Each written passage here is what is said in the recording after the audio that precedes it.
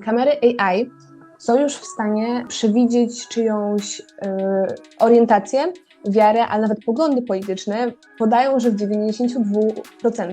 To już jest potwierdzone, że media społecznościowe wytwarzają w mózgu te same neurony, co hazard i narkotyki i bardzo łatwo prowadzą do uzależnienia.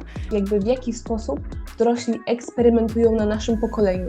I też dlatego po części ta prezentacja nazywa się Szczurem. Jestem przerażony, w sensie z jednej strony pełen podziwu dla Was, a z drugiej strony przerażony tym co słyszę.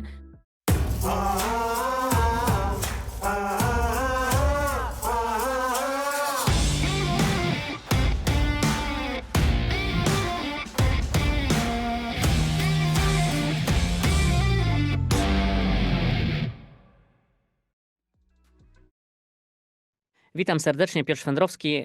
Kolejny odcinek Profilaktyka się opłaca. Do tej pory zapraszaliśmy gości 1 na 1, ale ze względu na, można powiedzieć, mój zachwyt dziewczynami i tym, co robią i pięknemu projektowi, o którym mam nadzieję za chwilę opowiedzą, pomyślałem, że warto wychodzić z pewnych schematów i warto zaprosić większą grupę osób. Usłyszałem dziewczyn projekt, o którym za chwilę powiedzą, w Krakowie na konferencji, która była poświęcona zdrowiu psychicznemu, która była związana z prezydencją Polski w Unii Europejskiej. I muszę przyznać, że jak zobaczyłem te 3 piękne, młode, 18-letnie kobiety i zobaczyłem ich prezentację, myślę sobie, muszę je koniecznie zaprosić. Dlatego chciałem Wam, dziewczyny, po pierwsze bardzo podziękować, że odpowiedziałyście pozytywnie na zaproszenie. Poza tym teraz jest czas matur i macie matury, więc tym bardziej dziękuję. No i na wstępie chciałem zapytać, jak przygotowania do matur, jak ogólnie, czy jest stres, czy nie ma stresu, jak to wygląda z Waszej strony? Julia, może zaczniemy od Ciebie. No ja z Hanią już 2 matury napisałyśmy, wczoraj i przedwczoraj, więc na pewno już te takie pierwsze koty za płoty. Ja byłam zestresowana i wiem, że na pewno ten stres jeszcze ze mną zostanie do 19 maja, kiedy piszę chemię. Ale wydaje mi się, że jestem dobrze przygotowana i że wsadziłam przez ostatnie 4 lata bardzo dużo pracy w to, żeby być w tym miejscu, w którym jestem, jeżeli chodzi o moją wiedzę i zasób tej wiedzy, więc wydaje mi się, że nie powinnam się stresować aż tak bardzo. I to jest tylko takie sprawdzenie tego, ile się nauczyłam, w jaki sposób się tego nauczyłam i wiadomo, że matura to nie jest jedyny wyznacznik mojej wiedzy i matura nie jest końcem ani początkiem nowego życia, więc jeżeli mi nie pójdzie, to ją poprawię, jak mi na przykład bardzo nie pójdzie, to pójdę i zrobię polską maturę i to też nie jest problem, bo zawsze jest jakieś wyjście i najważniejsze to jest, żeby po prostu się nie przejmować takimi rzeczami aż tak bardzo. Mimo tego, że naprawdę uczę się po paręnaście godzin dziennie, to staram się tym nie przejmować aż tak bardzo. Paręnaście godzin dziennie? Tak, 10, 11. Okej. Ale jeszcze do tego trzeba czasami spać, prawda? Tak, nie no. Ja około 11 godzin się uczę, potem 3 godziny mam na jakieś jedzenie z posprzątaniem w domu i pójście spać potem reszta, więc 8 godzin śpię, 7. Okej, super. Haniu, a jak u Ciebie? Jak przygotowania do matury? Myślę, że podzielam tutaj nastawienie Julki, jeżeli chodzi o te matury. Już te 2 faktycznie są za nami, z wyjątkiem tutaj Zuzi. Jeszcze do 21, ponieważ wtedy piszę ostatnią maturę z matematyki. I jestem szczęśliwa, że niedługo będzie to za mną. Myślę, że też jestem w miarę dobrze przygotowana, jednak jeszcze trochę tego zostało. Nie uczę się tyle, ile Julka, którą podziwiam, ale myślę, że będzie dobrze. Mam pozytywne nastawienie w tym kierunku. Ale stresujesz się, czy nie stresujesz się? Trochę tak, jednak myślę, że nie jest to coś tak dużego, jak oczekiwałam, jeżeli chodzi o stres i w ogóle uczucia. Okej, czyli bardzo zdrowo. Myślę, że tak. Super. No dobrze, to w takim razie jeszcze została nam Zuza. Zuza, jak u Ciebie matura? No ja mam dopiero za 5 dni maturę i tak naprawdę jedyne, czym się stresuję, to polski, bo czuję, że jednak te 4 lata pracy na coś muszą pójść i nie będą to słabe oceny, wyniki. Jednak stresuję się, że nie będą zbyt wysokie, na tyle wysokie, że mogę pójść na studia, które bym chciała. Czyli stresujesz się. Stresuję się raczej nie tym, żeby zdać, tak jak większość licealistów, a raczej tym, żeby te wyniki były wysokie. Okej, dobra. Program, projekt. Jak można nazwać wasz projekt? Bo nazwa dosyć specyficzna i jakbyście mogły, każda, zrobimy taką rundkę, jakbyście mogły w paru zdaniach opowiedzieć, co to za projekt i co was w ogóle do tego, co was do tego zmotywowało, żeby czymś takim się zająć w waszym wieku. Julia, może zaczniemy od ciebie. Ja bym chciała tylko jeszcze wspomnieć, że jedną z najważniejszych osób w tym projekcie jest Zuzia Rudziks i warto o niej pamiętać, bo stworzyła ten projekt i jest z nami od dnia pierwszego. Nie może dzisiaj z nami tutaj być, ale naprawdę jej praca była ogromna i dalej jest i gdyby nie to, że jest w Stanach, na pewno by się tutaj pojawiła. A co do projektu, to w moim przypadku akurat wyglądało to tak, że w pierwszej klasie zgłosiłam się na Olimpiadę Wiedzy o Mediach i pierwszym etapem jest napisanie pracy. I temat pracy to było obraz młodego pokolenia w mediach społecznościowych. I ja już wtedy wiedziałam, że nasze pokolenie w mediach społecznościowych to nie jest nic pięknego, ani to nie jest nic, o czym powinniśmy pisać w superlatywach. Dlatego w tamtym momencie opisałam troszeczkę i bardzo tak delikatnie schematy i mechanizmy, które zauważyłam w mediach. Dostałam się do kolejnego etapu, ale też jakoś przypadkiem tą moją pracę usłyszała właśnie nasza koordynatorka, pani Anna Rzepa z 3Labu i wtedy zaświeciła jej się lampka, że o, to jest ta Julka od uzależnień w mediach. I potem, gdy dziewczyny tworzyły właśnie zespół projektowy po ofercie z UNICEF-u, to pani Rzepa o mnie pamiętała i no po prostu tak właśnie się stało, że dołączyłam do projektu i to była w sumie taka moja motywacja już od pierwszej klasy liceum, te takie tematy związane z uzależnieniami, z tym wszystkim, co dzieje się w mediach od strony też po prostu kreowania i tworzenia uzależnień, które mają nas, dzieci, trzymać przy ekranie. A mogłabyś 2-3 zdania powiedzieć, co dokładnie dzieje się w tych mediach?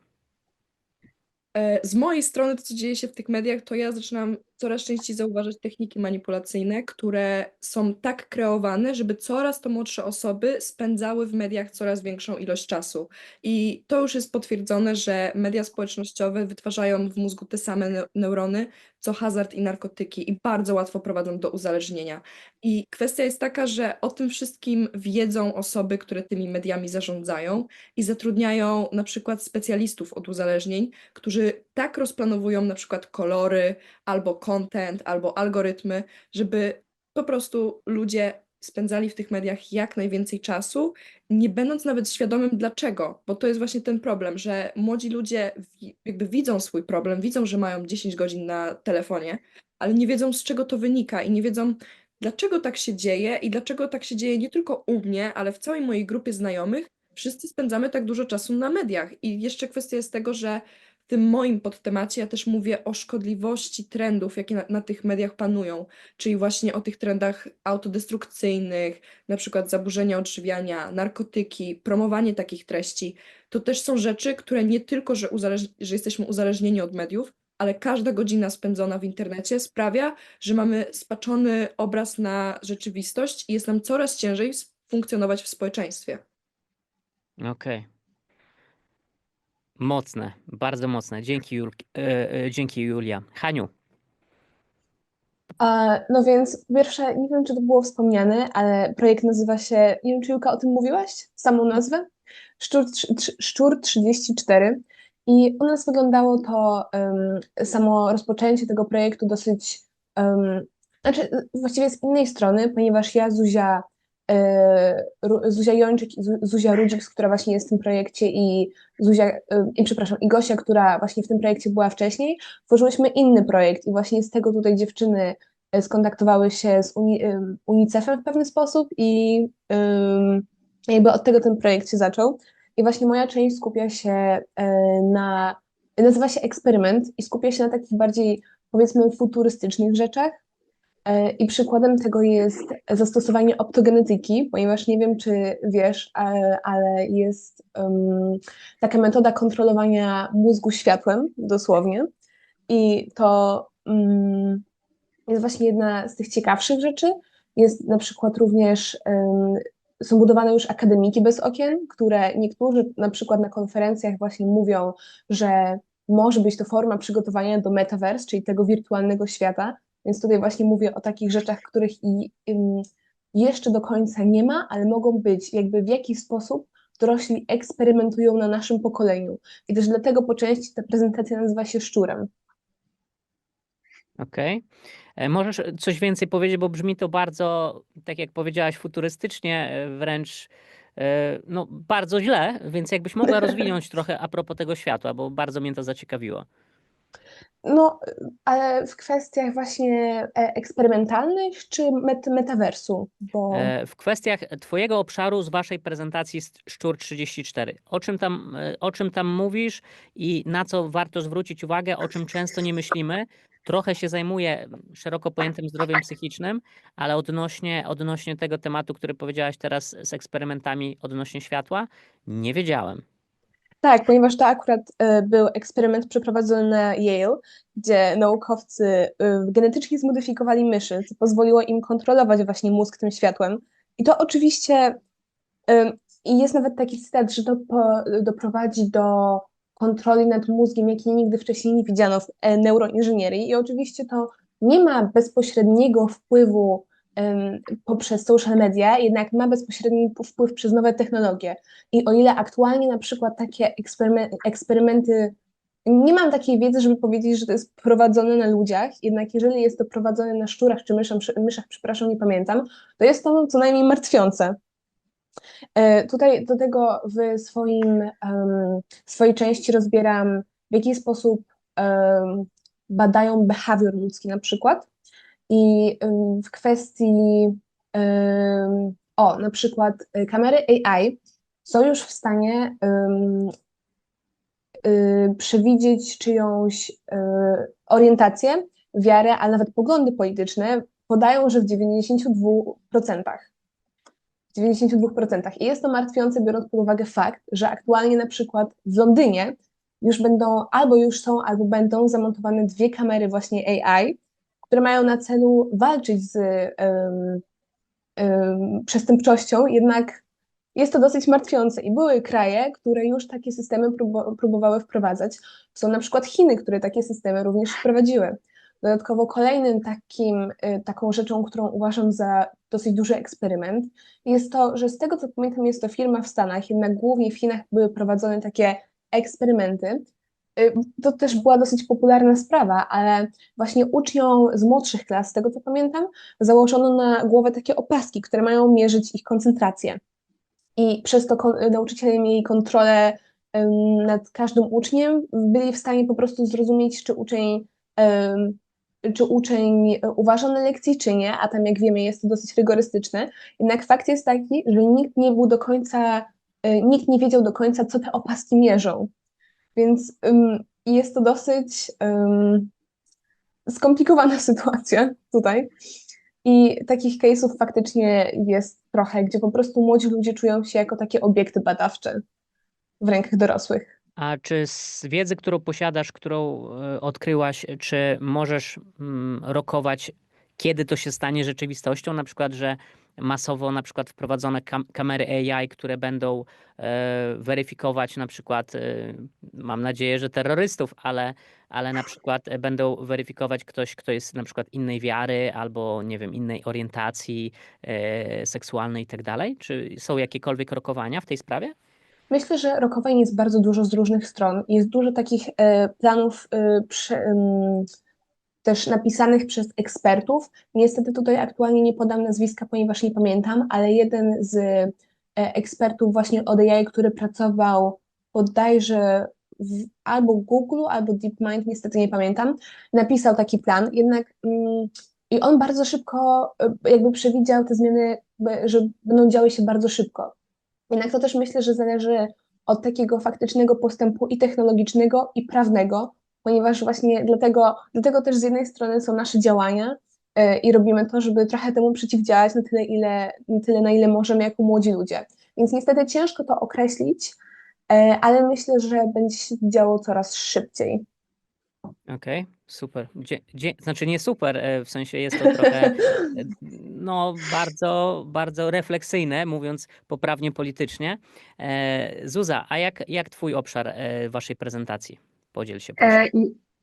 Ja się zajmowałam bezpieczeństwem, aczkolwiek również pomagałam tworzyć część naszej koleżanki, która była w tym zespole, o kontakcie, więc w mojej części o bezpieczeństwie poruszamy po prostu fakt, jak nowe technologie i social media są wykorzystywane w negatywny sposób dla nas, nie tylko przez społeczeństwo, ale też przez rodzinę, ponieważ zaczynając może od tego, że mamy social credit system w Chinach, gdzie obywatele są non-stop oceniani przez kamery. Parę takich systemów pojawiło się również w Europie, na przykład w Holandii, gdzie stworzyli listę na podstawie po prostu informacji rządowych, stworzyli listę o dzieciaków, które mogłyby być w przyszłości niebezpieczne dla innych ludzi, mogłyby się zaangażować w jakieś przestępstwa. Więc nie tylko mamy w Chinach takie systemy pojawiły się, oczywiście ten system już nie istnieje, został zakazany, ale istniał w Europie. No dodatkowo mówię o tym, jak wygląda wpływ rodziny. Mówię o sharentingu, czyli o czymś, co jest teraz bardzo popularne. Praktycznie każdy influencer, który jest dorosły i jest w małżeństwie i ma dzieci, pokazuje swoje dzieci. Znam może 2 przykłady rodzin, które nie pokazują swoich dzieci w sieci i często nawet jak pokazują, to jednostka podają to imię. Znam aktualnie chyba jedną parę w internecie i to nie polską, która by nie powiedziała, jakie dziecko ma na imię i jak wygląda, ile ma lat. Więc to jest ogromny problem, ponieważ rodzice nie zdają sprawy z tego, jaki to ma wpływ na dziecko, nie tylko na jego bezpieczeństwo w sieci, gdzie jest każdy dorosły człowiek, wykorzystuje się wizerunki tych dzieci. W Kanadzie był przypadek, gdzie 70-letni mężczyzna zrobił sobie filmy pornograficzne, wykorzystując sztuczną inteligencję, korzystając właśnie z zdjęć dzieci z internetu.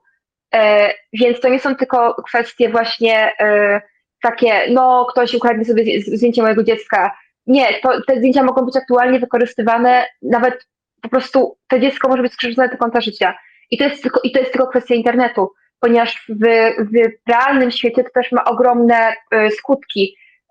Na przykład dzieci się naśmiewają z takich rówieśników, którzy są w internecie, znajdują ich stare filmy, wydrukują sobie te zdjęcia, rysują po tych zdjęciach, śmieją się, wyśmiewają wygląd, imiona, jakieś filmiki rodziców, więc dodatkowo to wpływa ogromnie. Na to są akurat badania, dużo badań, jak to wpływa na dziecko, jaka to jest presja, że to dziecko wie, że jest cały czas nagrywane, próbuje być jak najbardziej idealne, boi się, że popełni błąd i to będzie nagrane, więc to ma bardzo dużo różnych skutków, o których w ogóle się nie mówi.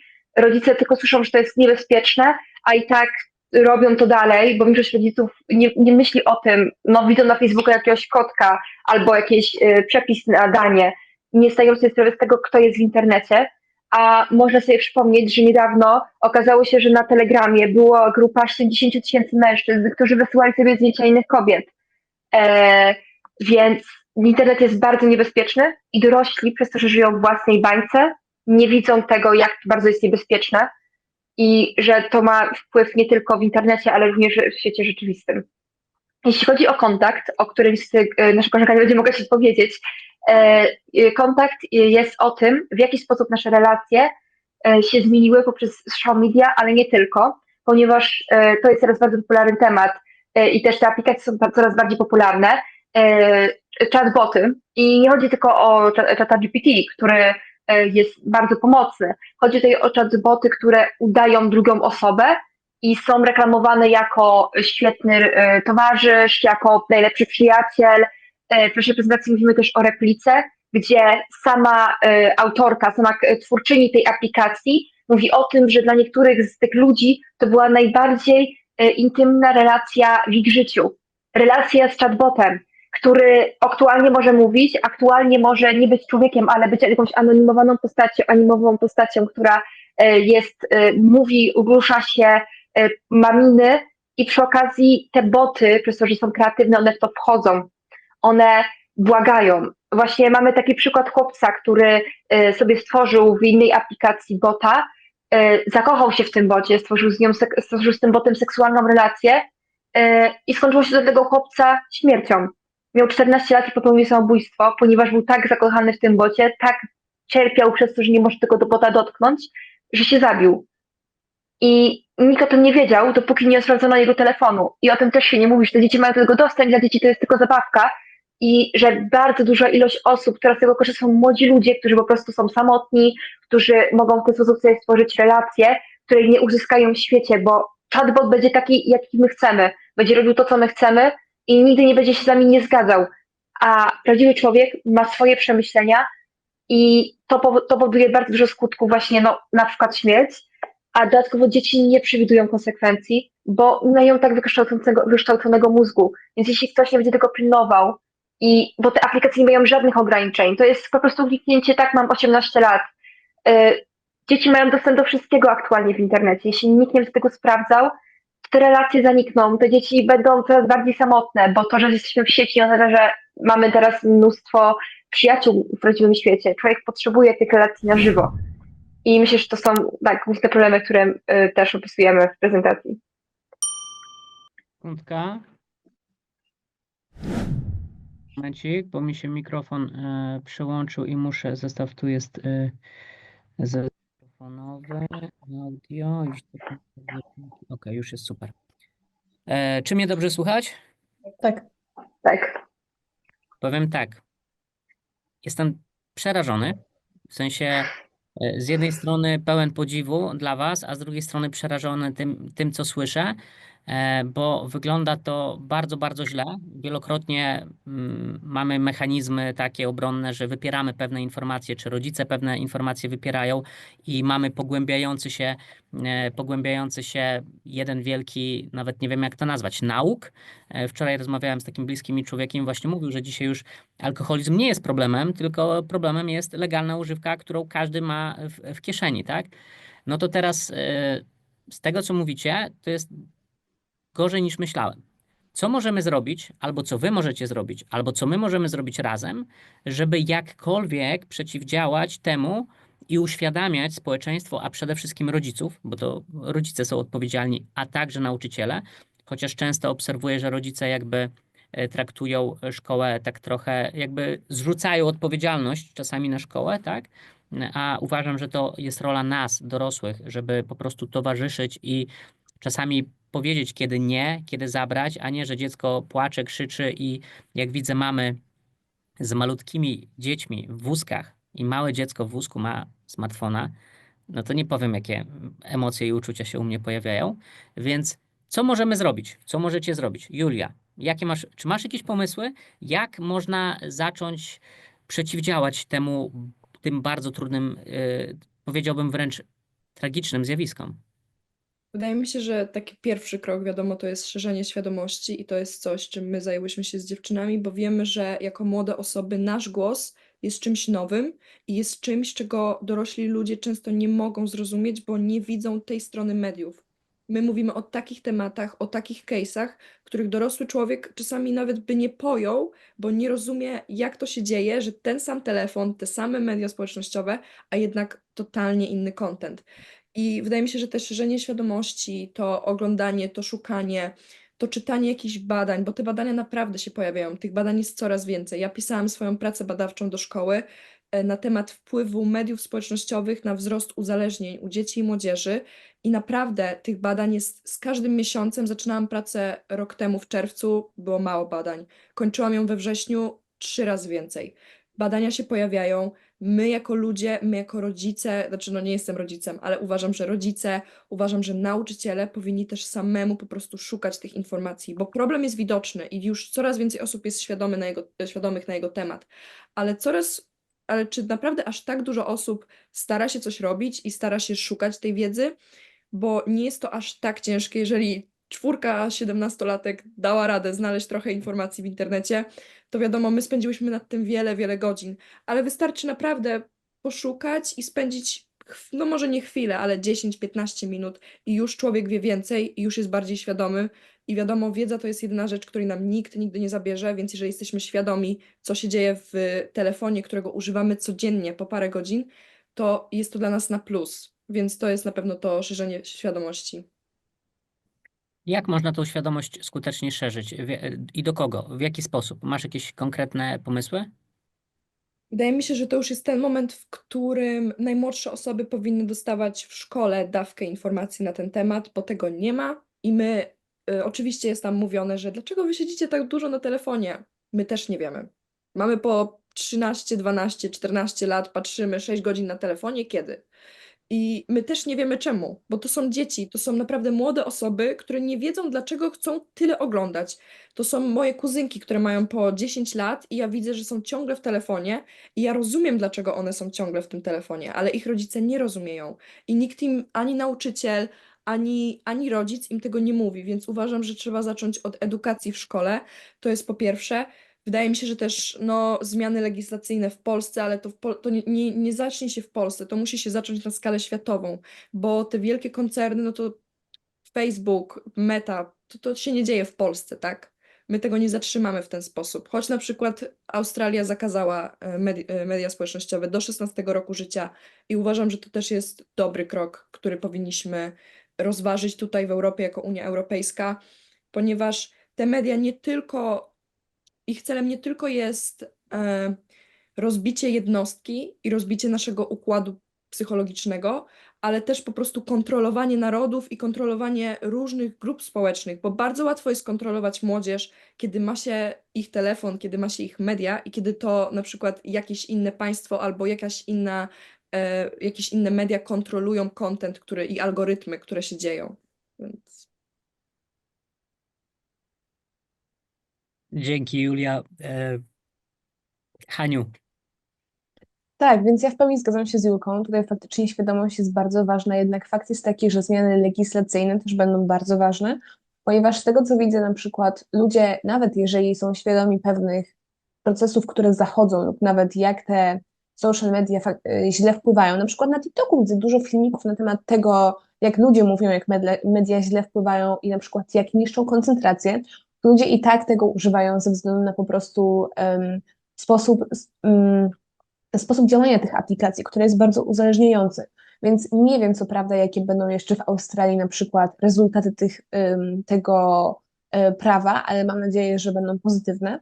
Jednak myślę, że tutaj jednym z głównych problemów jest fakt, że no oczywiście nastolatkowie też, ale coraz młodsze dzieci są uzależnione od tych ekranów. I ja to widzę i to widać po prostu nawet w zachowaniu samym dzieci. I też w stronach właśnie tych mediów społecznościowych, na których te dzieci się znajdują. Ponieważ na przykład jest ten nowy serial Dojrzewanie i to też pokazuje może jak społeczeństwo, ale też jak social media właśnie, po prostu na to wszystko wpłynęły i to przez ten red pillowy content. Więc myślę, że tutaj ważne jest też to, żeby rodzicom to uświadamiać oczywiście, ale też pokazywać, że ekrany dla najmłodszych, mimo że rozumiem jakby czemu dają te tablety dzieciom, ale nie jest to najlepszy pomysł. I szukać alternatyw dla rodzin, ponieważ na przykład widziałam tutaj w swoim mieście, jak latem był taki mini stawik z wodą, w sensie taki bardzo płytki, dosłownie kilka centymetrów, nie wiem jak to inaczej nazwać, to wszyscy się tam zebrali i przez to zauważyłam, że po prostu brakuje takich miejsc dla dzieci faktycznych. Także myślę, że to jest bardzo ważne. okej, dzięki. Zuza? Więc ja myślę, że pierwszą taką rzeczą, o której często się zapomina, to jest po prostu fakt, że z nami się nic już nie da zrobić. Z nami w tym momencie się praktycznie nic nie da zrobić, bo nasze życie, nawet już teraz takiego 12-latka, jest w 100% związane z telefonem. I to jest trochę tak, jakby komuś się teraz odebrało, powiedziano na przykład, nie wiem, panu, że nie może pan się spotkać ze znajomymi. Nie może pan pójść teraz po pracy na obiad z przyjaciółmi, bo tak. I to jest ten problem, że telefony, mimo tego jak bardzo szkodliwe są, mało się o tym mówi, dorośli mam wrażenie, że są często zero-jedynkowi. Albo dadzą ten telefon dziecku i zapomną totalnie o tym, co dziecko robi w tym telefonie, albo całkowicie zakażą tego telefonu dziecku, a dziecko nie rozumie ani może dlaczego cały czas korzysta z telefonu, bądź na odwrót, dlaczego inni mogą korzystać z tego telefonu, a on nie może, bo aktualnie ten telefon, social media i nasz świat realny są tak związane, że tak naprawdę świat telefonu to jest świat realny. To jest już świat, który jest połączony tak z naszą rzeczywistością, że tu jest trudno mówić w ogóle o świecie wirtualnym i świecie realnym. Większość wydarzeń, na które wychodzimy na zewnątrz, jakieś koncerty, przecież te koncerty wielkich gwiazd w Polsce, ludzie czekają w kolejce, ale elektronicznej. Nikt nie czeka w sklepie na bilet. Więc to jest, myślę, pierwszy problem, jaki jest, że ludzie patrzą na to zero-jedynkowo. Jest praktycznie brak mowy o diecie internetowej. Jest albo mowa o całkowitym odcięciu się od świata wirtualnego, albo dzieciaki cały czas grają na tych telefonach. To kolejną rzeczą jest to, że powinniśmy już w tym momencie zacząć wprowadzać zmiany u małych dzieci. U małych dzieci, bo z tymi większymi, te większe po prostu trzeba im pokazywać. Nie można im mówić, że to jest złe, bo jak dziecko powie, że to jest złe, to będzie wręcz przeciwnie, szło w tą stronę, bo nam też mówiło się, że telefony są złe, a każda z nas jednak ma te godziny na telefonie spędzone. Mimo tego, że jesteśmy świadome, jak to wygląda, to jednak odpisywanie na maile.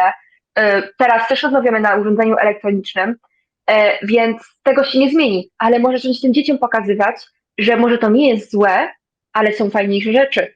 Bo te dzieci, jak słyszą, że to jest złe, to będą dalej w to wbrnęły i to będzie cały czas się zapętlało. I czasami wydaje mi się, że lepiej posłuchać tego dziecka w restauracji, które krzyczy i płacze, niż patrzeć na dziecko, które w restauracji siedzi na tablecie, żeby było spokojne.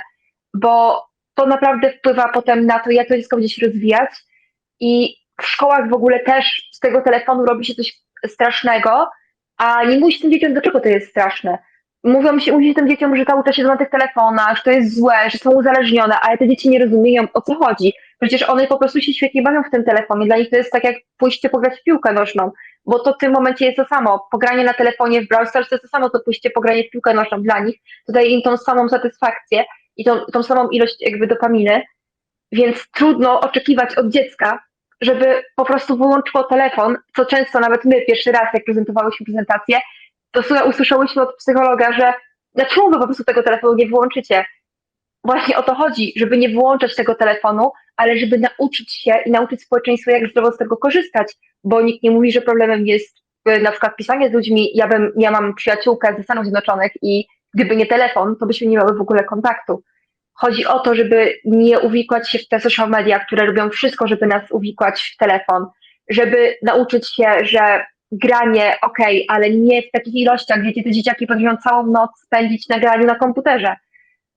I o tym też jakby mówi się w taki negatywny sposób, o tych dzieciach, co to za dziecko, a może to są za dorośli, że sprawili, że te gry są tak uzależniające, to co Julka mówiła o tych kolorach, o tym świetle. Każdy kolor na Instagramie, Facebooku, TikToku, wszystko ma powód, powód, żeby nas bardziej przywiązywać do telefonów. Gry, przecież jakiś tam Fortnite, to jest tyle emocji, tyle adrenaliny podczas tej gry, gdzie połowa teraz najbardziej częstych gier granych przez dzieciaki to są strzelanki, przecież Brawl Stars, który jest taki dla dzieci. To też jest strzelanka tak naprawdę. To też jest gra, w której kogoś się zabija. I te dzieci po prostu chcą dalej, bo to im daje dopaminę i to nie jest wina tych dzieci i o tym się nie mówi, że to nie dziecko jest niegrzeczne, winne, tylko tak naprawdę dorośli są winni temu, że my siedzimy na tych telefonach. To jeszcze dopowiem, ostatnio rozmawiałem kilka dni temu z naszą osobą, która zajmuje się u nas marketingiem i rozmawialiśmy o zwykłym takim potencjalnym, zwykłym case'ie ze szkoły, gdzie jest presja ze strony rodziców, że trzeba być na grupach WhatsAppowych. Po pierwsze, rodzice mają swoje grupy WhatsAppowe, a po drugie dzieci. I dziecko, nie pamiętam, powiedzmy 5. podstawówka i dziecko nie ma WhatsAppa, tato zabrania, mama już chciała pozwolić na zasadzie, że ono nie wie, co się dzieje, tak?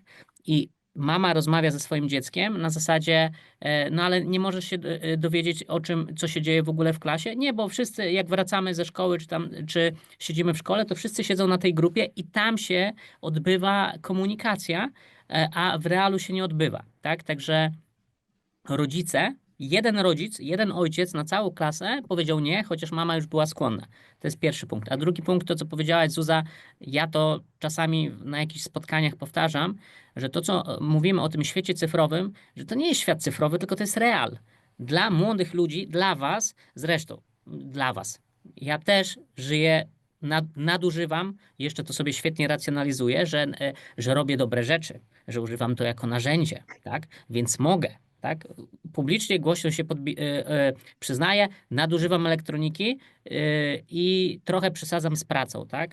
Ale każda skrajność jest zła, więc absolutnie pełna zgoda z tym, że po pierwsze to nie jest świat cyfrowy, tylko tak naprawdę to już jest nasza wymieszana rzeczywistość, nazwijmy to hybrydowa, tak? A po drugie, że to nasza odpowiedzialność i nasze zaniedbania bardzo często, nas dorosłych, doprowadzają do takich właśnie nazwijmy to już patologii, bo tak to trzeba nazywać, tak? Bo jeżeli rodzina jest, nazwijmy to, dysfunkcyjna, patologiczna, gdzie jest przemoc albo alkohol, to potrafimy to nazwać, tak? A jeżeli jest na przykład nadużywanie mediów albo zamiatanie pod dywan różnych problemów, bo to też się często odbywa, no to pytanie, czy to nie jest patologia, czy to nie jest dysfunkcja? I teraz przechodzę do kolejnego pytania. Nasza seria nazywa się Profilaktyka się opłaca, więc pozwolę sobie zapytać, czy pamiętacie jakieś programy profilaktyczne z waszych szkół? W sensie, czy jakiekolwiek działania się odbywały, czy w szkole średniej, czy w podstawowej? Jeśli tak, to co to było i jak to wspominacie? Julia. Profilaktyka, ale nie też na temat mediów, tak? Tak. Profilaktyka zachowań ryzykownych, profilaktyka kryzysów psychicznych, uzależnień, czyli wszystko, co związane ze zdrowiem psychicznym. Nie mówię o profilaktyce typu myj ręce, bo pandemię mamy, tylko profilaktyka związana ze zdrowiem psychicznym. Wiem, że na pewno były zajęcia związane z narkotykami i z używkami i to było prowadzone w liceum, chyba w pierwszej klasie albo w drugiej klasie liceum. I to też właśnie podczas tych zajęć, po tych zajęciach zaśmiałam się do mojej koordynatorki, że aktualnie jest łatwiej znaleźć dobrego dealera niż dobrego psychologa. Że to są takie czasy, kiedy naprawdę po prostu te spotkania wyglądają w taki sposób, że są prowadzone przez takich psychologów, że to w żaden sposób nie przemawia do młodych ludzi i po prostu my mamy wrażenie, tym prędzej u nas w szkole, to ja patrzę, oglądam się po tej klasie i widzę, że 20 parę osób siedzi i odrabia pracę domową, bo to jest taki moment, bo nikt jakby, to nie było tak przekazane, żeby nas to zainteresowało, to nie było przekazane w taki sposób, żebyśmy my czegoś nie wiedzieli, tylko to były informacje tak oczywiste, tak dla wszystkich wiadome, że tak naprawdę siedząc tam, no nie zdobyłam jakiejś większej wiedzy niż to, co miałam wchodząc wcześniej do tej sali. Dlatego ta profilaktyka, no jest, ale czy jest skuteczna, nie uważam. I uważam, że aktualnie profilaktyka, na przykład jeżeli chodzi o używki, powinna być o wiele wcześniej, bo to już nie jest druga klasa liceum albo pierwsza klasa liceum. To już się widzi na ulicach, widząc 11-latków z papierosami, no to jest szok. W moim roczniku może tak jeszcze nie było, ale ja już to widzę teraz. Więc wydaje mi się, że ta profilaktyka musi być przesunięta do tyłu i musi być tak zaplanowana, żeby te młode osoby chciały posłuchać, naprawdę chciały posłuchać. A w podstawówce były jakiekolwiek programy profilaktyczne u ciebie? Wydaje mi się, że tak, tylko moja pamięć już zawodzi, jeżeli chodzi o ten temat. Jeżeli chodzi o podstawówkę, to ja naprawdę mało już pamiętam, ale wydaje mi się, że coś na temat papierosów, alkoholu, pewnie jakaś lekcja. Na pewno nie była na tyle na tyle wpływowa na moje życie, żebym ją zapamiętała. Dokładnie. Haniu, a jak u ciebie z programami profilaktycznymi w szkole? Tak, to ze względu na to, że ja jestem z Julką w klasie, chyba wiem, o jakich zajęciach ona dokładnie mówi, ponieważ nawet mogę się wypowiedzieć na temat tego, w jaki sposób one wyglądały. I właśnie przyszła chyba pani psycholog z poradni i wyglądało to na takiej zasadzie, że mówiliśmy sobie, podawaliśmy jakieś słowa, one do czegoś dotyczyły, pani nam podała jakieś słowa i my mieliśmy podać jakieś słowa, które nam się z tym kojarzyły. I właściwie to było na tyle, ponieważ faktycznie tam powiedziała o jakimś złym wpływie, ale to było wszystko. Więc faktycznie nie było to nic edukacyjnego za bardzo. Nie wiem dalej, co to miało na celu. Jednak faktycznie w podstawówce też takie zajęcia były. Pamiętam nawet, ponieważ u nas był telefon zakazany w podstawówce, było to moim zdaniem trochę bezsensowne, bo i tak wszyscy na tym telefonie siedzieli, ale był to zamysł jakiś. Ale faktycznie były jakieś też zajęcia profilaktyczne, jeżeli chodzi o ten telefon, ale to też było na zasadzie, że jest hejt w komentarzach, żeby na to uważać, żeby tam nie korzystać za dużo i to też takie rzeczy bardzo typowe i nie pokazane w taki sposób, który by te dzieci zainteresował. Więc niestety tutaj jest duże pole, myślę, do popisu, gdyby ktoś znalazł sposób, żeby to skutecznie poprowadzić. Ach, bo Postaram się nie komentować, bo wiem jak jest, wiem jak to wygląda, dlatego też staramy się jako fundacja tworzyć nowoczesne programy, które mają formę atrakcyjną, zaciekawiają i mam nadzieję, że tutaj będę miał okazję jeszcze z Wami porozmawiać i zaczerpnąć konsultacji u Was, tak? Bo jesteście, uważam, bardzo, bardzo świadomymi młodymi osobami i macie takie właściwe, świadome podejście. No niestety profilaktyka często kuleje, ale nie chcę oceniać, nie chcę krytykować, po prostu staramy się skupiać na tym, co my możemy zrobić, tak? Bo my Polacy, nie wiem czy zauważyłyście, uwielbiamy narzekać, tak? Uwielbiamy narzekać. Zamiast się wziąć do roboty, zmianę zaczyna się od siebie, tak? Więc jeżeli chcę zmieniać świat na lepsze, no to zaczynam od siebie, od swojego rano pościelenia łóżka i tak dalej, i tak dalej. Ale to jest wasze 5 minut, więc nie będę przedłużał. Zuza, powiedz, jak u ciebie z programami profilaktycznymi było? No więc chodzimy do jednej szkoły wszystkie, więc miałam podobne zajęcia u siebie w klasie i uważam, że te zajęcia też były takie, no tak naprawdę one nie miały większego celu i nikt w mojej klasie nie był na tyle zainteresowany, raczej wszyscy czuliśmy się niekomfortowo, bo to nie było przyjemne i nie było właśnie interesujące rzeczy, o których byśmy nie wiedzieli. Natomiast jak byłam w podstawówce, to w mojej podstawówce bardzo stawiali na takie zajęcia, nie tylko w klasie, bo no niestety chodziłam do klasy z uczniami, którzy byli niegrzeczni, więc u nas często policja była, czytając tam o kodeksie karnym i podobnymi rzeczami, aczkolwiek mieliśmy też zajęcia dla całych roczników i mieliśmy normalnie na auli w szkole zajęcia nie tylko na temat papierosów, ale narkotyków, alkoholu, w ogóle o zdrowiu psychicznym, o hejcie.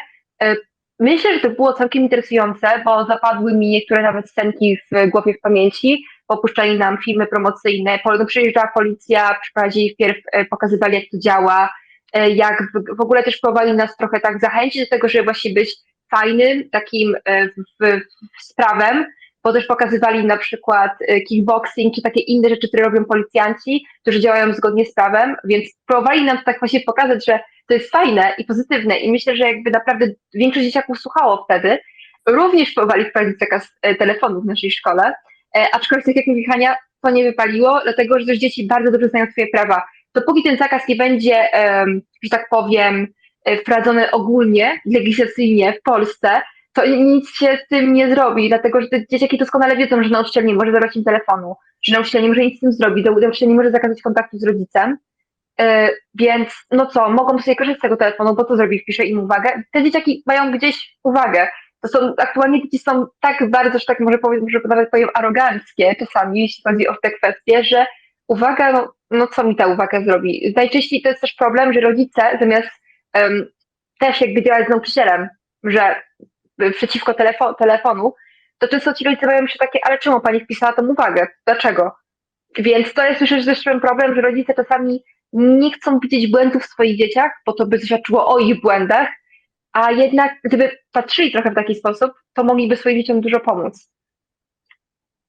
Aniu, wspomniałaś, że w twojej podstawówce był zakaz telefonów, ale i tak korzystaliście. Mogłabyś się podzielić, jak to wyglądało, jak wyglądał zakaz i w jaki sposób korzystaliście? Tak, właściwie zakaz był całkowity na całą szkołę. Nie mogliśmy w ogóle, no z wyjątkiem Kahutów, korzystać z tych telefonów. Wszyscy je zawsze jednak mieli. I no wyglądało to tak, że po prostu, no bo wiadomo, podstawówka strukturalnie właściwie w jaki sposób uczniowie siedzą, się poruszają, wygląda trochę inaczej. I wszyscy siedzieli właśnie pod tych parapetach, przy swoich plecakach i chowając właśnie te telefony pod plecakami, jakby tak, żeby plecaki to zasłaniały i korzystali. Dopiero jak nauczyciele przychodzili, tam widzieliśmy nauczycieli, to chowaliśmy te telefony i ciężko faktycznie z ich strony było wtedy coś zrobić, a jeżeli już zauważyli, no to było minus 20 punktów tam do zachowania, bo właściwie to zachowanie było punktowane, jednak nikogo to nie obchodziło za bardzo. Także wyglądało to, jakby nie było to skuteczne. To w takim razie wyobraźmy sobie scenka sytuacyjna. Jesteśmy osobami, które mogą zmienić prawo odnośnie telefonów w Polsce, w szkołach. Co byście zrobiły? Myślę, że w podstawówkach jak najbardziej, ponieważ tak jak jesteśmy w liceum, to ten telefon przydaje się bardzo szkolnie. To się właśnie zaczynamy pisać maile, zaczynamy robić projekty, zaczynamy oddzwonić w ogóle przez telefon, tak? Z nami nasza koordynatorka kontaktuje się od razu, tak? Jest coś na szybko, to jest SMS, Zuzia wyślij to, Julka wyślij to, Hania wyślij to. I to jest bardzo szybko, to ułatwia komunikację. Jednak u naszej szkole na przykład dużo uczniów też nie jest tak, że każdy siedzi na telefonie, bo jednak rozmawiamy, bo jednak jesteśmy starsi, umiemy już trochę jakby działać z tym telefonem, widzimy jakby jak to wygląda i też wolimy rozmawiać ze sobą po prostu. A u dzieci w podstawówkach, sama też to doskonale pamiętam, potrafił być rządek pod ścianą grający sobie w Minecrafta, jak był bardzo popularny na telefonach, albo w Brawl Starsa później. Więc no i te dzieci po prostu nie umieją same decydować, bo ten telefon jest tak atrakcyjny. No i też nie muszą w ogóle z niego korzystać tak naprawdę. Rozumiem kontakt z rodzicem, ale dziwne jest dla mnie to aktualnie, że rodzice mają problem, kiedy nauczyciel się kontaktuje z rodzicem.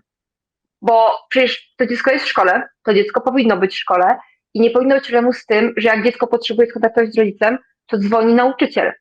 Bo ostatnio też właśnie słyszałam od nauczycielki z podstawówki taką sytuację, że ona dzwoni, jej dziecko miało specyficzny problem, leżało w łazience, bardzo dużo wymiotowało i ona dzwoni do rodzica. Mówi, proszę pana, jest taka sytuacja, twoja, a czemu pani do mnie dzwoni? Ja jestem w pracy.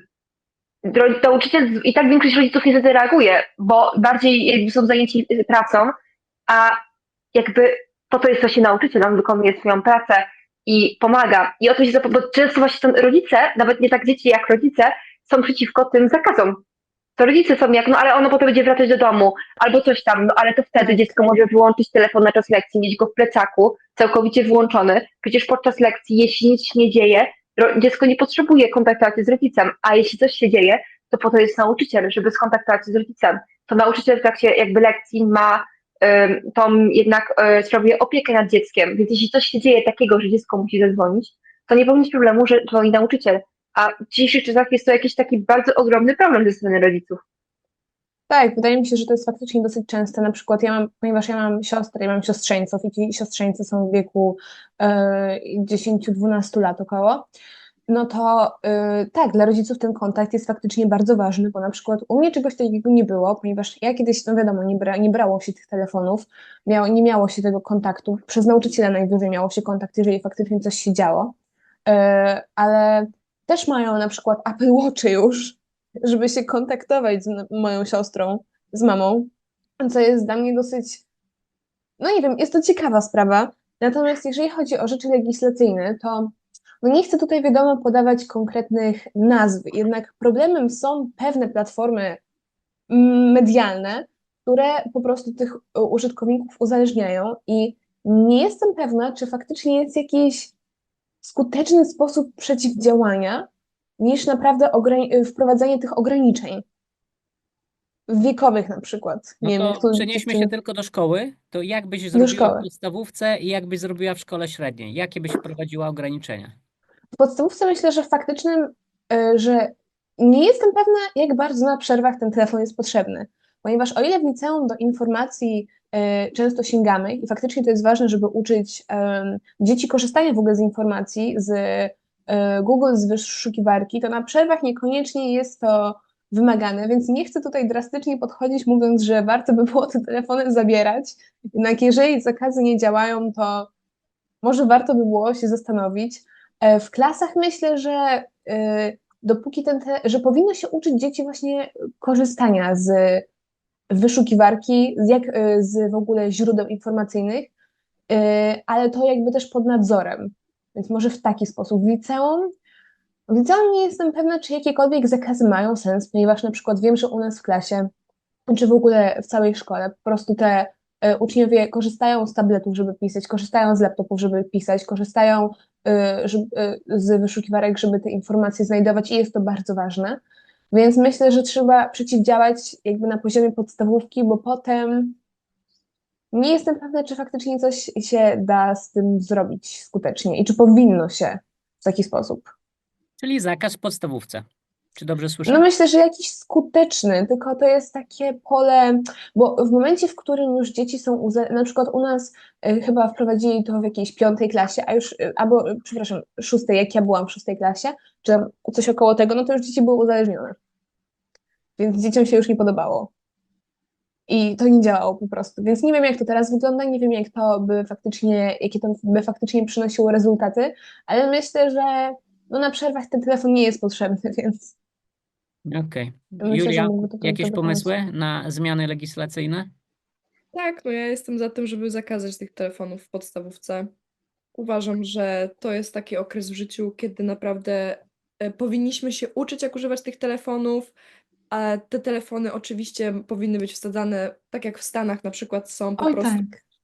uczeń ma taką kieszonkę, wsadza telefon wchodząc do sali i nawet w sumie jak tam na przerwach uważam, że też nie powinno być tych telefonów. To jest taki okres w życiu, że naprawdę no nie wiem, do 6. klasy to nie ma się czym martwić. No może nie, że nie ma się czym martwić, ale naprawdę to jest taki okres w życiu, że te dzieci powinny ze sobą prowadzić interakcje, rozmowy, biegać na podwórku, iść na plac zabaw pod szkołą. To są takie momenty w życiu. Wiadomo, że potem się idzie do liceum i trochę już, czy tam do technikum, czy do zawodówki i to już trochę wygląda inaczej, każdy ma inne obowiązki, ten telefon już jest przywiązany do ręki, ale póki jest podstawówka, uważam, że to jest drastyczne i jestem tego świadoma. Ale wydaje mi się, że efekty i to, jakie są mechanizmy w mediach, są jeszcze bardziej drastyczne. I jeżeli słyszymy o pierwszym, drugim, trzecim, czwartym samobójstwie związanym z uzależnieniem od mediów, to chyba jest to o wiele bardziej drastyczne niż zabranie telefonu dla 12-latka. No dobrze, to w takim razie, jak reagują na wasz przekaz, na waszą postawę, na waszą wiedzę wasi rówieśnicy? Bo nie ukrywam, że no nie wiem, czy nie traktują was jako, nie wiem, dinozaury albo jakieś jakieś wariatki, co w ogóle jak? Przecież nie, no telefony, przecież no jak bez telefonu, tak? Jak reagują na to, co robicie, na to, co mówicie, na to, czym staracie się dzielić wasi rówieśnicy? No właśnie zauważyłam to, że generalnie jest świadomość, w sensie ci rówieśnicy wiedzą, że te telefony są faktycznie niebezpieczne, że uzależniają, że zabierają koncentrację. Też widzę na przykład nasza generacja jest taki trend, gdzie właśnie osoby z naszego pokolenia, z pokolenia Z, mówią, że nie będą dawały dzieciom telefonów czy tam właśnie tabletów, ponieważ widzą, jak to się stało, co się stało w teraz pokoleniu alfa chyba, Alfa. właśnie tak, z tymi dziećmi. Więc ta świadomość jest. Myślę, że ten odbiór jest dosyć pozytywny. Nie znają co prawda takich szczegółów, na przykład to, co mówiłam o eksperymencie, czy to, co mówiła Zuzia na przykład o właśnie sharentingu, czy tam właśnie konsekwencjach, czy to, co mówi Julka o uzależnieniach, że faktycznie jak te procesy same przebiegają. Jakby nie ma takich szczegółowych informacji, są takie ogólne, ale myślę, że odbiór nie jest negatywny. Także przynajmniej jest to dobra wiadomość. Okej. Julia, jak u ciebie? Rozumiem, że jesteście razem w szkole, to podobny jest taki odbiór, nazwijmy to wyrozumiały i świadomość jest tak wysoka? Tak, uogólniając bym powiedziała, że świadomość jest wysoka, ale wydaje mi się, że my też z Hanią i z Zuzią jesteśmy troszkę w takiej bańce. Tak, to prawda. Chodzimy do takiego liceum, że w naszej szkole no naprawdę te osoby chcą się interesować i się interesują i one wiedzą, ale wiem, bo pochodzę z małego miasta, że po prostu w mniejszych miejscowościach ta świadomość nie jest tak wysoka, że w takich pospolitych, normalnych liceach to też to nie jest jeszcze ten poziom świadomości, to jeszcze nie jest ten rok, żeby po prostu rozmawiać aż na takim poziomie, że oni by spojrzeli na nas, okej, macie rację, na przykład młodzi ludzie. Wydaje mi się, że wielu mogłoby spojrzeć jak na wariatki i no nie dziwię się im, tak? Nie będę się dziwić. Jeżeli ktoś jest nieświadomy, to dla niego to może być ciężka informacja i ciężkie zderzenie z rzeczywistością. I nawet moja mama, która właśnie pracuje z młodzieżą, opowiadała o moim projekcie i po prostu też do mnie mówi, że no, jej koleżanki, czy po prostu jakieś osoby z pracy, to w szoku. Wszyscy chcą, żebym przyjechała z dziewczynami i przedstawiła, bo po prostu dla nich to jest szok. A na przykład u nas w jakimś tam środowisku są już osoby, które słuchają, na przykład przedstawiałyśmy dla pani psycholog, jak pierwsze osoby, które widziały naszą prezentację. To były panie psycholog dzień przed UNICEF-em i nie były zbytnio w szoku, więc wydaje mi się, że to tak zależy właśnie od odbiorcy i od grupy, na którą się trafi. Wow. Zuza, a jak u ciebie?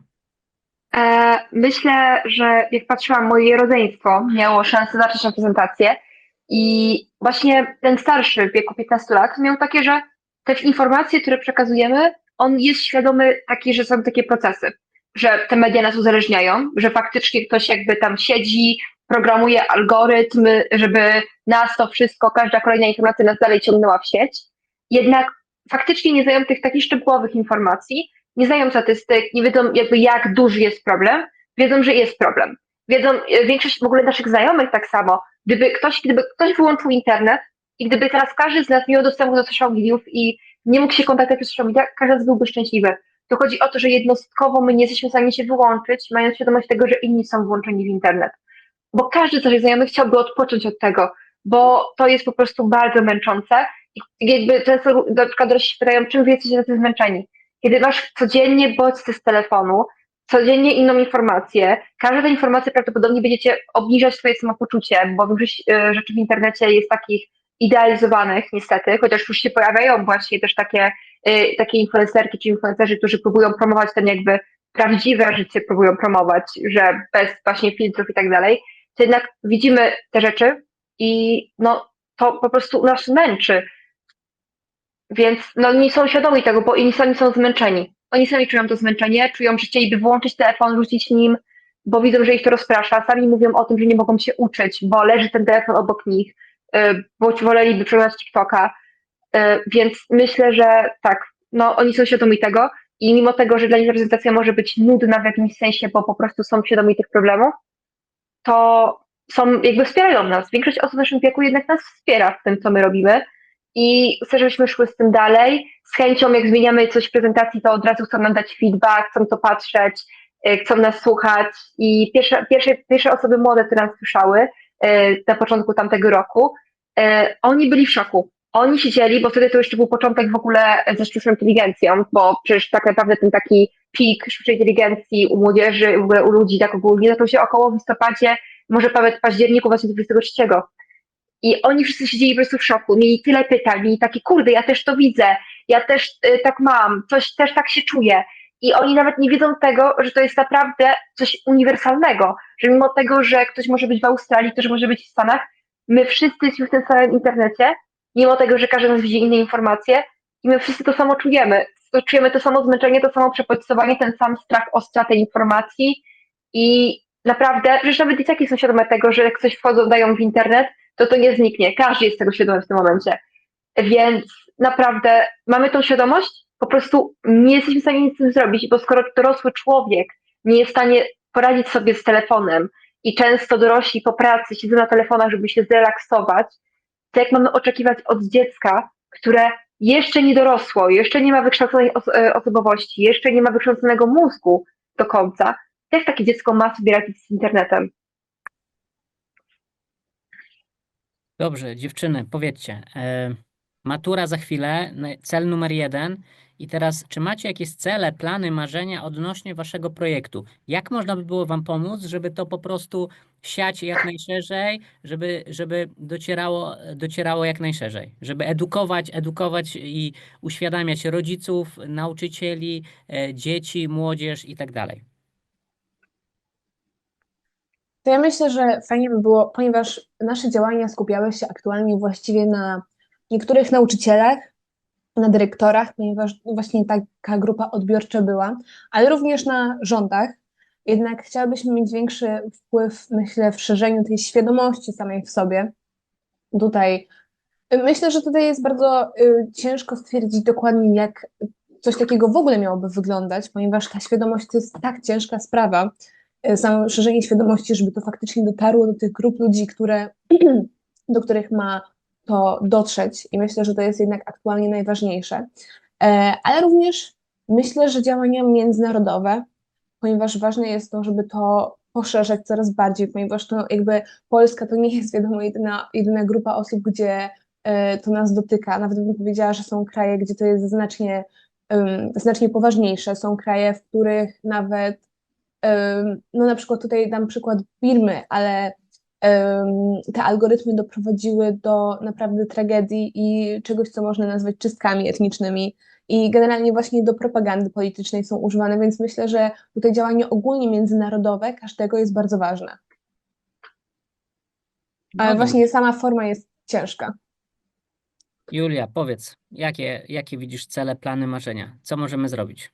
Na pewno takim marzeniem, które jest pewnie nierealistyczne, to jest to, że w którymś momencie my z dziewczynami będziemy mogły być cicho i ludzie już będą wiedzieć, o czym mówimy i my po prostu będziemy mogły odpocząć w domu ze świadomością, że ludzie są świadomi, że młodzi są świadomi, że rodzice są świadomi, że dziadkowie są świadomi. Nam, jaki taki cel nasz projektowy? Wydaje mi się, że właśnie tym celem jest to, żeby po prostu nawiązać tą taką rozmowę międzypokoleniową, bo to też jest ten problem, że mało dorosłych, taka mała garstka chce nas słuchać w taki sposób, że chce się od nas uczyć. I troszkę jest taka inwersja tutaj się zadziała i to teraz dorośli muszą się trochę od nas nauczyć. I to jest ciężkie, żeby sobie przestawić w głowie, i ja to rozumiem, że to dla osoby dorosłej jest ciężko, żeby sobie przestawić w głowie, nie no, jakaś 18-latka mi będzie mówić, co ja mam wiedzieć, no trochę takie czasy nastały i wydaje mi się, że te zmiany po prostu i w psychice młodych, ale i w psychice starszych osób, które otworzą się bardziej na to, żeby słuchać młodych, bo tą wiedzę, którą my mamy, na takim poziomie nie wiem, czy ma bardzo dużo osób, bo my naprawdę spędziłyśmy wiele, wiele godzin na researchu, ale wydaje mi się, że bardzo dużo młodych osób w wielu szkołach, w wielu województwach, w wielu miasteczkach jest w stanie nauczyć czegoś nauczyciela i jest w stanie po rozmowie z nauczycielem, po dyskusji sprawić, że ten nauczyciel każdy kolejny rocznik przygotuje lepiej do bycia gotowym na ten świat, który jest jakby z zewnątrz, czyli właśnie na te media, ale też po prostu na nasze społeczności, które się tworzą. I ja bardzo bym chciała tego, żeby nauczyciele, żeby dorośli otworzyli się na dialog międzypokoleniowy, nie tylko z nami, ale z wszystkimi uczniami, bo te młode osoby, które ja poznaję z różnych miast na przykład, bo jestem w stypendium z Zuzią i to jest połączenie różnych miast z Polski, to są tak inteligentne osoby, to są tak fajne dzieci, które mają tyle do przekazania i naprawdę mają wiedzę. I tu nie chodzi o to, że my z dziewczynami chcemy, żeby to było dla nas, żebyśmy to my tłumaczyły tym rodzicom, bo my nie mamy szans spotkać się z każdym, czy nie wiem, pokazać naszą prezentację każdemu. Tu chodzi o to, żeby ten dialog międzypokoleniowy był w każdym miejscu w trochę inny sposób, wiadomo, ale on jest ale to bardzo wartościowy w aktualnych czasach. I to jest takie marzenie i mam nadzieję, że cel, i jestem bardzo wdzięczna właśnie prezydencji Polski w Unii Europejskiej w tym roku, że otworzyli się na dialog z młodymi, że pozwolili nam powiedzieć, co uważamy, i naprawdę miałyśmy szansę przedstawić naszą opinię i tak jak trochę głos takiego młodego pokolenia, tu już nie chodzi tylko o to, że porozmawiać o tych mediach, ale pokazać młodym, że da się być 18-latką, 17-latką i da się rozmawiać z osobami wysoko postawionymi, które słuchają i które naprawdę są zainteresowane tym, co mówimy, a nie tylko, żeby odhaczyć młody i tyle. I to jest coś, za co jestem bardzo wdzięczna i liczę, że w przyszłości, w polityce, ale po prostu też ogólnie w społeczeństwie ten dialog międzypokoleniowy będzie promowany i będzie coraz częściej widziany i taki częsty. Wow. Powiem tak, jestem zachwycony, jeszcze bardziej zachwycony niż przed naszym spotkaniem, to znaczy wiedziałem, że będzie ciekawie, ale nie wiedziałem, że aż tak. Także to, co mi się nasuwa, to znaczy tak, czuję olbrzymi niedosyt, w sensie chciałbym więcej, ale wiem, że macie matury i że czas jest bardzo w tym momencie, każda minuta jest bardzo cenna. W sumie jest to najważniejszy zasób, którego nie można kupić obok zdrowia. Więc moja propozycja jest taka, że po pierwsze chciałbym Wam życzyć jak najlepszych wyników, ale bez zbytniego stresu, bez zbytniej spiny i na Dziękuję. zasadzie takiego luzu. Nie chcę mówić, że matura to bzdura, ale po prostu kolejne zadanie do wykonania, tak? Do wykonania. To jak pójdzie, to tak naprawdę tak czy siak będzie dobrze. Będzie dobrze albo bardzo dobrze, nie?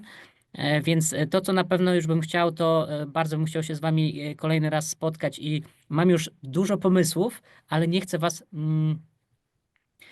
Was rozpraszać przed maturami i pozwolę sobie zaprosić Was na kolejny termin, żebyśmy po prostu porozmawiali, spotkali się, bo ja jestem trochę wizjonerem, trochę działaczem społecznym i dużo też pracuję, ciągle za dużo, ale powoli wychodzę z tego kołowrotka, więc mam nadzieję, że uda nam się stworzyć właśnie ten dialog międzypokoleniowy i że będziemy mogli go szerzyć dalej i korzystając z narzędzi cyfrowych, będziemy wykorzystywali to faktycznie jako narzędzie bez trików manipulacyjnych, bez dodatkowych filtrów, tylko po prostu tak, jak technologia na to pozwala. Pytanie, co wy na to? No my jesteśmy bardzo Z otwarci. chęcią, tak. Oczywiście.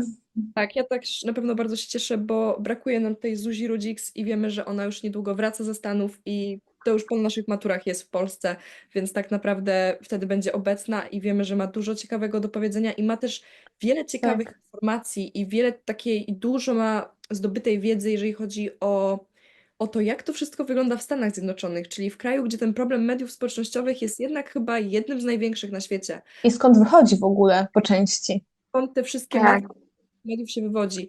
Więc wydaje mi się, że rozmowa z Zuzią jest na pewno czymś, co jest bardzo wartościowe i bardzo potrzebne, więc bardzo się cieszę, że dostałyśmy takie zaproszenie i dziękujemy. Tak. Dziękuję bardzo. To ja dziękuję. W takim razie czekam na termin, kiedy Zuzia wróci, bo koniecznie musimy się spotkać i mam nadzieję, że także w realu. Więc co? Spokoju, cierpliwości do siebie i do tej nauki, więcej snu i takiego po prostu dystansu, ale widzę, że jesteście na tyle świadome, że chyba nie muszę tego mówić, ale być może ktoś, kto to będzie oglądał, to jakiś rodzic sobie pomyśli, w sumie ta matura nie jest taka straszna, co ja będę taką presję wywierał na swoim dziecku, tak? To nie jest tego Dokładnie, warte. najlepiej do tego podejść jako do kolejnego, tak jak było powiedziane, zadania. Zadanie do wykonania, po prostu. Tak. A jak pójdzie, będzie dobrze albo bardzo dobrze. Mhm. Dokładnie. Moje drogie, jestem przeszczęśliwy, bardzo Wam dziękuję i w takim razie mailujemy się i umawiamy się na kolejne spotkanie. Dziękujemy. Oczywiście. Jasne. Również dziękujemy. bardzo. Dzięki, do zobaczenia. Do zobaczenia, dziękujemy. Subskrybuj kanał Wspieram Młode Pokolenie oraz kliknij w dzwoneczek, aby dołączyć do naszej społeczności i nie przegapić naszych nowych materiałów. Jeśli masz jakieś pomysły czy sugestie odnośnie naszych treści, napisz koniecznie w komentarzu. To dla nas ważne. Jeśli chcesz dołączyć do patronów Młodego Pokolenia, wystarczy, że wejdziesz na stronę www.młodepokolenie.pl/zostań patronem. Dziękuję i do usłyszenia.